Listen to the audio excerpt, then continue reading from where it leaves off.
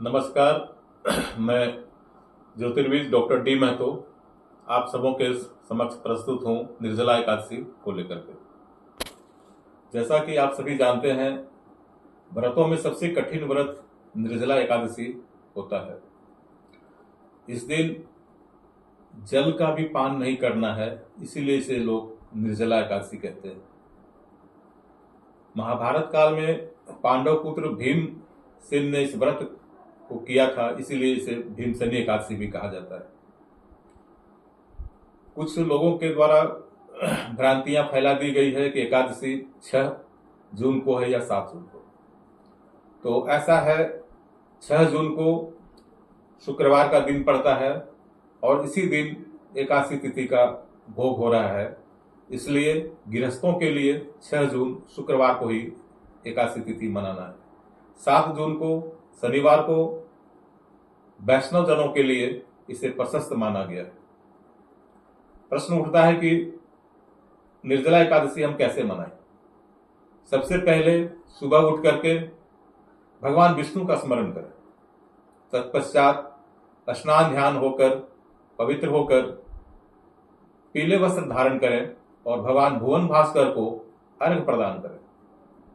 तत्पश्चात मन में संकल्प लें कि मैं जो व्रत कर रहा हूं या कर रही हूं यह सुंदर ढंग से सफल हो सके।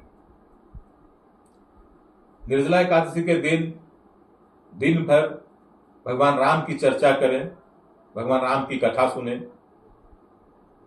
और भगवान विष्णु का कोई भी एक मंत्र का जप करना चाहिए।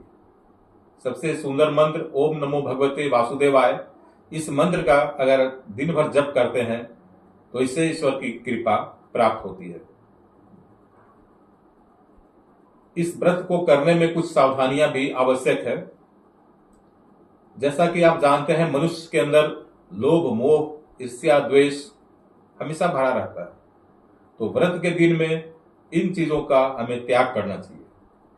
निश्चित रूप से लोभ, मोह, ईर्ष्या, द्वेष इसका त्याग करके व्रत का पालन करना चाहिए। कभी कभी किसी के व्यवहार से हिंसात्मक वृत्ति की स्थिति आ जाती है, तो व्रत के दिन में हिंसात्मक वृत्ति लेस मात्र भी नहीं आए, इसका बिल्कुल ध्यान रखना चाहिए। एकादशी के दिन सोने से परहेज करना चाहिए, मतलब उस दिन सोना वर्जित है। व्रत के दिन बिल्कुल नहीं सोना चाहिए और यथायोग्य उस दिन हमें दान करना चाहिए। दान में अन्न है, वस्त्र है, भोज्य पदार्थ है। जरूरतमंदों को इन चीजों का दान करना चाहिए। अब प्रश्न उठता है कि पारना कब करना है। तो शुक्रवार 6 तारीख को एकादशी का व्रत करेंगे। अगला दिन 7 जून शनिवार को सूर्योदय होने के उपरांत पारना करना है। पारना में क्या होता है, हमारा शरीर थका मांदा रहता है और क्लांत हो जाता है। इसलिए पारना में सबसे पहले गंगा जल और तुलसी दल का सेवन कर पारना करना चाहिए। तत्पश्चात सुपाच्य भोजन, सात्विक भोजन को भगवान को अर्पित कर उसे ग्रहण करना चाहिए, ताकि शरीर को किसी प्रकार का कोई कष्ट या तकलीफ नहीं हो। समापन हम कैसे करेंगे।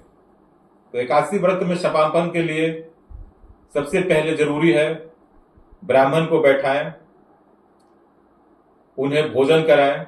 भोजन कराने के पश्चात उन्हें यथाशक्ति दान दें और उस दिन अगर संभव हो तो अपने यहाँ अगर दौहित्र पहुंचा है, दौहित्र कहते हैं पुत्री के पुत्र को दौहित्र, तो अगर उस दिन पुत्री का पुत्र अर्थात दौहित्र भी आया हो, उसका भी यथायोग स्वागत करना चाहिए, उसे भी भोजन कराना चाहिए। इसे बहुत बड़ा पुण्य की प्राप्ति होती है।